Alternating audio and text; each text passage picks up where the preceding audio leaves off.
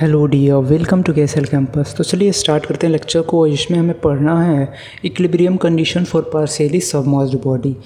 Completely submerged body के लिए हमने पढ़ लिया था, और पार्शियली सबमर्ज्ड बॉडी के लिए क्या होगा। जैसे हमारे पास एक कोई बॉडी है, ठीक है, रेक्टेंगुलर शेप की, और इसमें जो है इतना पोर्शन ये जो है वाटर के अंदर सबमर्ज्ड है, फ्लूइड के अंदर सबमर्ज्ड है। फ्लूइड यहाँ पे कौन सा यूज़ कर रहे हैं, वाटर एग्जांपल ले लेते हैं। तो जो इस पे जो लग रहा होगा आपके पास बायोंड फोर्स, वो किसके इक्वल होगा, weight of the body. Because एक तरीके से देखा जाए तो बॉडी फ्लोट कर रहा है, इसकी कुछ पार्ट फ्लोट कर रही है, फुल्ली फ्लोट तो नहीं कर रही है, लेकिन कुछ पार्ट जो है पानी के ऊपर है। अगर फुल्ली फ्लोट करती तो इस तरीके से इसका कुछ डायग्राम होता, मतलब ऊपर वाले सरफेस पे ही होती। तो एक तरीके से फ्लोटिंग का कंडीशन है, लेकिन पार्शियली फ्लोट कर रही है और पार्शियली सबमर्ज्ड है। तो आपको दो चीज़ें पता है कि सेंट्रॉयड और सेंटर ऑफ ग्रेविटी के यहाँ पे कॉन्सेप्ट आएगा। सेंटर ऑफ ग्रेविटी पे क्या लगेगा, इसका वेट एक्ट करेगा, और सेंट्रॉयड पे क्या एक्ट करेगा, buoyant force, that is equal to the weight of liquid displaced. तो बायोंड फोर्स सेंट्रॉयड पे एक्ट करेगा, जिसको बी से रिप्रेजेंट कर रहे हैं। तो इसकी देखेंगे स्टेबिलिटी और अनस्टेबिलिटी के बारे में, कि स्टेबिलिटी और अनस्टेबिलिटी कब आएगी। जैसे कि हमारे पास कोई पोजीशन 1 है जहाँ पे ये ऐसे सीधा वर्टिकली, मतलब पार्शियली सबमर्ज्ड खड़ा हुआ है वर्टिकल डायरेक्शन में ना वो। तो यहाँ पे वेट हमारे पास कहाँ लग रहा है, जी पे, और जो एफ पी है वो कहाँ पे लग रहा है, ज्योमेट्री सेंटर पे लग रहा है, बी पे। ओके, तो ज्योमेट्री सेंटर पे जो है बी लग रहा है। यहाँ पे जो ज्योमेट्री सेंटर था वो एबव था, और जी जो था वो नीचे था, यानी बी एबव था और जी नीचे था। तो सिर्फ इसके लिए कंसीडर कर रहे हैं जितनी पोर्शन आपका जो है सबमर्ज्ड है। तो यहाँ पे सेंट्रॉयड ऊपर है और सेंटर ऑफ ग्रेविटी नीचे है, लेकिन इस वाले पोर्शन में उसके अपोजिट हो रहा है। जो सेंटर ऑफ ग्रेविटी है वो बीच में है, दैट इज़ सेंटर ऑफ मास, और सेंटर ऑफ ज्योमेट्री, इस ज्योमेट्री का हम सेंटर कंसीडर कर रहे हैं। तो centroid of geometry that is जैसे बी, तो यहाँ पे एफ बी एक्ट करेगा। तो आपको अगर इसकी स्टेबिलिटी चेक करनी है तो आप क्या करोगे, इसको टिल्ट करेगा एक कपल लगा के। तो जैसे हमने इस डायरेक्शन में कपल लगाया, जैसे यहाँ पे लगा रखा है इस बॉडी में, तो आपके पास कंसेप्ट ये आएगा कि जो वेट आपकी होगी वो तो इसके सी जी पे, यानी सेंटर ऑफ ग्रेविटी पे ही एक्ट करेगी, जो कि पोजीशन, जो कि पॉइंट जी है। बट अब जो पहले ये ज्योमेट्री सबमर्ज्ड थी, पार्शियली सबमर्ज्ड थी पानी के अंदर, इतनी ज्योमेट्री इसकी सबमर्ज्ड थी, जब टिल्ट करेंगे तो ये चेंज होके इससे ये बन जाएगा, ठीक है, इतना सबमर्ज्ड हो जाएगा। मतलब कुछ पोर्शन इधर का ऊपर चला जाएगा और कुछ पोर्शन जो यहाँ पे था वो नीचे चला आएगा, मतलब कोई ये शेप सबमर्ज हो जाएगा। तो अब जो सेंट्रॉयड, यानी कि सेंटर ऑफ ज्योमेट्री या फिर सेंटर ऑफ एरिया जिसको बोलते हैं, उसकी पोजीशन चेंज हो जाएगी। पहले बी पॉइंट पे थी, अब जो बी से हट के बी डैश पे आ जाएगी, लाइक दैट, क्योंकि इसका अब हमें सेंट्रॉयड निकालना है, इस एरिया का, पहले इस एरिया का निकालना था। ओके, तो ना वो एरिया चेंज हो रहा है तो ये भी चेंज होगा, सेंट्रॉयड का पोजीशन। तो बी डैश पॉइंट पे जो है हमारा बायोंड फोर्स लगेगा। तो अगर बी डैश पॉइंट को हम ऊपर की तरफ इंक्रीज करें, सो दैट हम एक लाइन में ला सके सेंटर ऑफ ग्रेविटी और सेंट्रॉयड को। बिकॉज अभी तक हमने जितना स्टडी किया है उसमें सब में क्या था, सेंटर ऑफ ग्रेविटी और सेंट्रॉयड एक एक्सिस पे थे। तो सेंटर ऑफ ग्रेविटी की एक्सिस को इंक्रीज करते हुए ऊपर ले जाएं और सेंट्रॉयड की एक्सिस को इंक्रीज करते हुए ऊपर ले जाएं, तो दोनों जहां मीट करेंगे उस पॉइंट को बोलते हैं मेटा सेंटर, और एम से डिनोट करते हैं।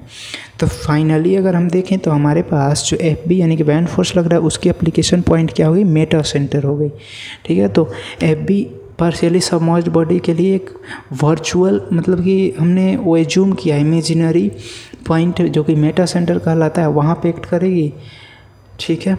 और जो वेट है वो तो सेंटर ऑफ ग्रेविटी यानी जी पे एक्ट करेगी। तो देखा जाए तो इस डायरेक्शन में हम कपल लगा रहे हैं, तो ये फोर्स अपवर्ड एक्ट करेगा या डाउनवर्ड, तो ये अपोजिट डायरेक्शन में रिस्टोरिंग कपल लगाएगा, यानी कि ये जो होगा स्टेबल इक्विलिब्रियम होगा, ठीक है। तो इसके लिए अगर हम इक्वेशन देखें तो हमारी जो पोजीशन थी जी और बी की, मतलब जो एक्सिस थी कुछ इस तरीके से थी जब हमने टिल्ट नहीं किया था, सेम एक्सिस पे थे। लेकिन अगर हमने इसको थीटा एंगल से टिल्ट कर दिया बॉडी को, तो क्या हुआ, जी की तो पोजीशन वहीं रह गई सेंटर ऑफ ग्रेविटी की, लेकिन बी की पोजीशन बी से बी डैश हो गई। और यहाँ पे जो force beyond force F B लग रहा है तो इसकी पॉइंट ऑफ एप्लीकेशन कहाँ पे, मेटा सेंटर पे हमने कंसीडर कर लिया, जो कि एक इमेजिनरी सेंटर है, इमेजिनरी पॉइंट है, जहाँ पे सेंट्रॉयड का एक्सिस कट कर रहा है सेंटर ऑफ ग्रेविटी के एक्सिस को। तो इस फिगर में अगर कितना एंगल से टिल्ट हुआ है, स्मॉल एंगल थीटा से, तो इस फिगर की हेल्प से निकालें तो हमारे पास 3 पॉइंट्स अब आ गए। कौन कौन सा, M meta centre, G centre of gravity और बी बाउंसी सेंटर, बाउंसी बोल रहा हूँ, अरे बी फॉर सेंट्रॉयड।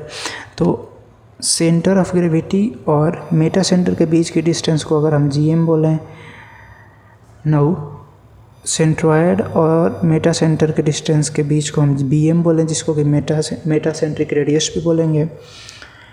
तो अगर हमें ये डिस्टेंस निकालना हो कि axis of application of weight और axis of application of buoyant force के बीच में कितना डिस्टेंस है, इसको निकालना चाहें तो इस वाली इक्वेशन से निकाल सकते हैं।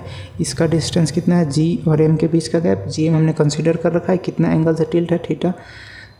तो ये वाली लेंथ अगर निकालनी होगी तो ये आएगी G M cos theta, because theta के साथ है। अब थीटा के सामने वाला जो होगा डिस्टेंस निकालना होगा, तो ये वाली डिस्टेंस जो आएगी वो आएगी जी एम साइन थीटा।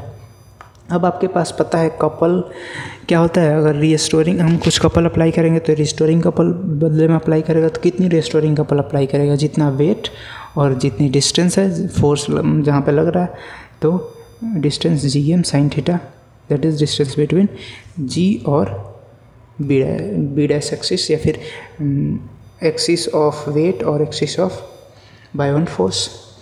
अब यहाँ पे जो है इसकी स्टेबिलिटी और अनस्टेबिलिटी फाइनली किस पे डिपेंड कर रही है, थीटा पे। अगर थीटा पॉजिटिव होगा दैट मीन्स दैट जो जी एम की वैल्यू है वो पॉजिटिव है, तो ये क्या है, स्टेबल इक्विलिब्रियम है। लेकिन कभी ऐसा केस हुआ कि थीटा नेगेटिव, जो इस डायरेक्शन में टिल्ट कर रहे हैं उसके अपोजिट डायरेक्शन में टिल्ट करेंगे तो क्या होगा, थीटा नेगेटिव होगा, that means that sine theta negative आएगा और पूरी टर्म नेगेटिव आएगी। मतलब कि जिस डायरेक्शन में हम कपल लगा रहे होंगे उसी डायरेक्शन में रिस्टोरिंग कपल भी जनरेट होगा। तो ये कैसा कंडीशन हो जाएगा, अनस्टेबल का। तो जब थीटा नेगेटिव होगा अपोजिट डायरेक्शन में तो अनस्टेबल कंडीशन हो जाएगा। अगर थीटा की वैल्यू 0 है तो इट मीन्स दैट ये न्यूट्रल इक्विलिब्रियम है, न्यूट्रल कंडीशन है, यानी जी एम जो होगा 0 होगा। दैट मीन्स दैट जो मेटा सेंटर होगा वो कंबाइंड हो जाएगा सेंटर ऑफ मास से, जिसको कि सी जी भी बोलते हैं, सेंटर ऑफ ग्रेविटी।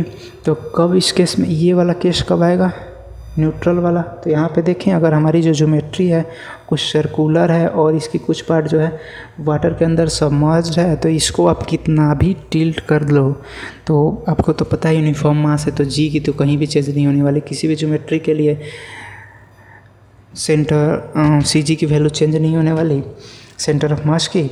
बट जो सेंटर ऑफ ज्योमेट्री है वो सर्कल के केस में ये चेंज नहीं होगा, बिकॉज आप कितना भी टिल्ट करोगे तो जो ज्योमेट्री इसके अंदर सबमर्ज्ड है वो तो फिर घूम के फिर के यही ज्योमेट्री रहेगी जो सबमर्ज्ड होगी सर्कल के केस में। तो जो वी यानी बी का पॉइंट है, सेंट्रॉयड का पॉइंट है, जिसको कि सेंटर ऑफ एरिया ही बोलते हैं, तो बी की पॉइंट चेंज नहीं होगी, मतलब बायोंड फोर्स भी इसी लाइन में लगेगा।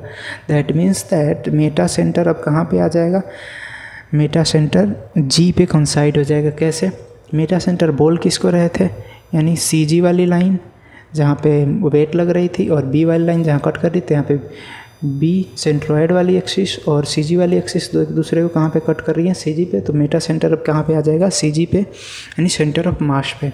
ओके, तो ये कैसा कंडीशन होगा, न्यूट्रल इक्विलिब्रियम का कंडीशन होगा। जो मैं बता रहा था कि पोजीशन 1 में कितना मास सबमर्ज्ड है और पोजीशन 2 में कितना मास सबमर्ज्ड है, तो इस फिगर की हेल्प से आप अच्छे से समझ सकते हो कि पोजीशन 1 में मास सबमर्ज्ड था तो कुछ रेक्टेंगुलर शेप में जो है लिक्विड डिस्प्लेस्ड हुआ था, डिस्प्लेस्ड फ्लूइड। इन पोजीशन 2 में कुछ इतना फ्लूइड जो है डिस्प्लेस्ड हो रहा है बिकॉज इतना ही एरिया सबमर्ज्ड है पोजीशन 2 में जो आ रहा था। नाउ हम कुछ नोट पॉइंट्स देखते हैं इसके बारे में और कुछ कंसेप्ट समझते हैं अबाउट द शिप्स। तो सबसे पहले note point for partially submerged bodies, a body is said to be in stable equilibrium कब, जब मेटा सेंटर एबव जो होता है सेंटर ऑफ ग्रेविटी यानी कि सेंटर ऑफ मास के एबव होगा, तो एम जो होगा जी के एबव होगा। तो अनस्टेबल कब होगा, जब एम बिलो जी होगा। तो और नाउ स्टेबल कब होगा, जब एम कंसाइड होगा जी से। बस आपको कंसेप्ट याद रखना है फुल्ली समझ के लिए। एम के जगह पे हर जगह पे बी लिखेंगे, मतलब सेंट्रोइड से कंपेयर करते हैं, और पार्शियली समझ के लिए सेंट्रोइड की जगह पे मेटा सेंटर को से कंपेयर करते हैं। किसको, सी जी को, जिसको सेंटर ऑफ मास भी बोलते हैं या फिर सेंटर ऑफ ग्रेविटी भी बोलते हैं। नाउ अगर हम फॉर्मूला देखना चाहें एक तरीके से कैसे इसको कैलकुलेट करेंगे, हमारे पास 3 पॉइंट्स हैं, meta centre, centre of gravity और सेंट्रोइड, जिसको बी से डिनोट कर रहे हैं। Okay, B.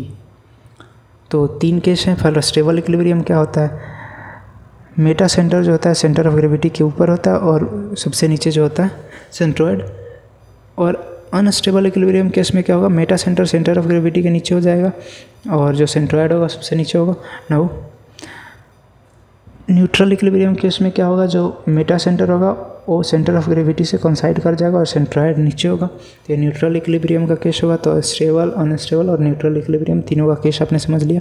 That means that इसमें जो जीएम का वैल्यू है पॉजिटिव है, इस वाले केस में जो जीएम की वैल्यू है वो नेगेटिव है, और इस वाले केस में जो जीएम की वैल्यू है 0 है, बिकॉज दोनों कंसाइड कर जा रहे हैं। कैसे, देखो जीएम की इस वाली केस में इक्वेशन क्या निकल रही है, GM is equal to B M, यानी कि B M total distance metacentric radius minus of B G, distance between centroid और सेंटर ऑफ मास। अब इस वाले केस में भी यही फॉर्मूला अप्लाई करें, G M is equal to B M minus का B G, same formula apply करें तो आप देख सकते हो कि बी एम, बी और एम के बीच में इतना डिस्टेंस है, अगर इसमें से माइनस करेंगे बी जी तो बहुत ज़्यादा है। दैट मीन्स दैट कुछ कम में से ज़्यादा माइनस होगा तो जी एम जो है नेगेटिव आएगा। ओके, और इस वाले केस में बी एम और बी जी की जो वैल्यू है सेम हो जाएगी, तो ये फॉर्मूला लगाएंगे तो जी एम की वैल्यू क्या आ जाएगी, 0 आ जाएगी। ओके, तो इसी तरीके से कुछ ये फॉर्मूला बन रहा है। नाउ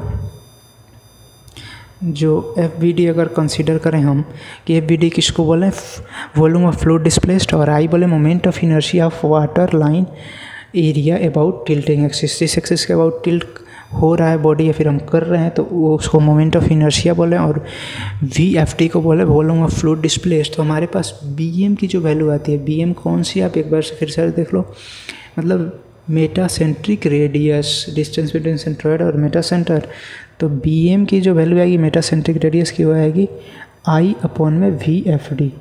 अब आई क्या है आपको पता है, moment of inertia of the water line area about the tilting axis, और वी डी जो है जितना वॉल्यूम ऑफ फ्लूइड डिस्प्लेस्ड हुआ है। तो मेटासेंट्रिक रेडियस का आपके पास ये इक्वेशन आ गया। ओके, अब जैसे शिप्स की केस में देखें तो शिप्स की केस में आपके पास क्या होता है, इसमें 2 जगहों पे होता है, एक जगह रोलिंग और दूसरी जगह पिचिंग एक्शन बोलते हैं इसको। इसमें देखते हैं पिचिंग क्या कहलाता है, रोलिंग क्या कहलाता है। अगर इसमें कुछ लेंथ डी है और ब्रेथ बी है, इसको कंसीडर कर रहे हैं, ऊपर वाले पोर्शन जो है इसकी रेक्टेंगुलर है, तो जो डी के लॉन्ग यानी लेंथ के लॉन्ग एक्सिस लेंगे उसके अबाउट क्या होता है, इसमें रोलिंग होता है, रोल करता है, मतलब इधर आता है और फिर वापस अपनी पोजीशन रिगेन करता है। लेकिन एक एक्शन और होता है जिसको कि पिचिंग कहते हैं। जैसे आप देखोगे फिल्मों में वेव्स आते हैं समुंदर के पानी में, तो जो जहाज़ चलते हैं या फिर जो नाव चलते हैं तो वो डाउनवर्ड और अपवर्ड मूव करते हैं इस तरीके से, लाइक दैट। ठीक है, तो उस एक्शन को क्या बोलते हैं, पिचिंग एक्शन। और किस एक्सिस के अबाउट होता है, इसका जो ब्रेथ है यानी कि बी, तो उसके अलोंग जो एक्सिस होता है उसके पैरेलल में उसके अलोंग होता है। ठीक है, तो इस एक्सिस के अलोंग पिचिंग होगा अपवर्ड डाउनवर्ड, और इस अलोंग एक्सिस के अलोंग रोलिंग होगा। देखते हैं कौन सा ज़्यादा खतरनाक है। यहाँ पे जो डी है वो बी से ग्रेटर है, मतलब ये जो डी को लेंथ बोल लो या फिर कुछ भी बोल लो और बी को ब्रेथ बोल लो, तो डी जो है बी से ग्रेटर है। ओके, फिगर में भी आपको वही दिखा रखा है। नाउ तो आप एक चीज़ यहाँ पे जान लो कि मोमेंट ऑफ इनर्शिया क्या होता है? मोमेंट ऑफ इनर्शिया होता है फॉर रेक्टेंगुलर शेप, ये रेक्टेंगुलर शेप जो है ये होगा कि वन ज्योमेट्री इंटू में जो ज्योमेट्री कट रहा है उसका ज़्यादा पावर अपॉन में 12। तो जैसे कि फर्स्ट वाले केस में देखें इन रोलिंग एक्शन तो किस एक्सिस के अबाउट हो रहा है, इस एक्सिस के अबाउट, तो इसके अबाउट ही हम निकालेंगे। जो मोमेंट ऑफ इनर्शिया मतलब रोलिंग एक्सिस के अबाउट, तो रोलिंग एक्सिस के अबाउट मोमेंट ऑफ इनर्शिया जब निकालेंगे तो कौन सी ज्योमेट्री है जो नहीं कट रही है, यानी डी जो ज्योमेट्री है वो नहीं कट रही है, तो यहाँ पे हमारे पास होगा डी इंटू और कट कौन सी ज्योमेट्री रही है इस एक्सिस से, बी जो है वो कट रही है, तो जो कट रहा है उसको ज़्यादा पावर दे दो, मैंने बताया था। तो डी बी क्यूब अपॉन में 12 इसका मोमेंट ऑफ इनर्शिया का फॉर्मूला हो जाएगा फॉर रोलिंग एक्शन। अब फॉर पिचिंग एक्शन के लिए देखें तो पिचिंग एक्शन में कौन सी एक्सिस के अबाउट हमें मोमेंट ऑफ इनर्शिया निकालना है, इसके अबाउट, तो इसमें कौन सी ज्योमेट्री कट रही है, डी, यानी कि जिसको लेंथ हम जनरली बोल रहे हैं। तो यहाँ पे मोमेंट ऑफ इनर्शिया का फॉर्मूला हो जाए बी और डी कट रहा है तो इसको ज़्यादा पावर दे दो अपॉन में 12। ठीक है, ये शॉर्टकट है याद करने का कि किसका पावर क्यूब होगा। ठीक है, तो आपको एक चीज़ पता चल रहा होगा, डी जब ग्रेटर है इसका यहाँ पे क्यूब हो रहा है, यहाँ बी कम है इसका यहाँ पे क्यूब हो रहा है। That means that moment of inertia जो रोलिंग में है वो कम है moment of inertia in pitching.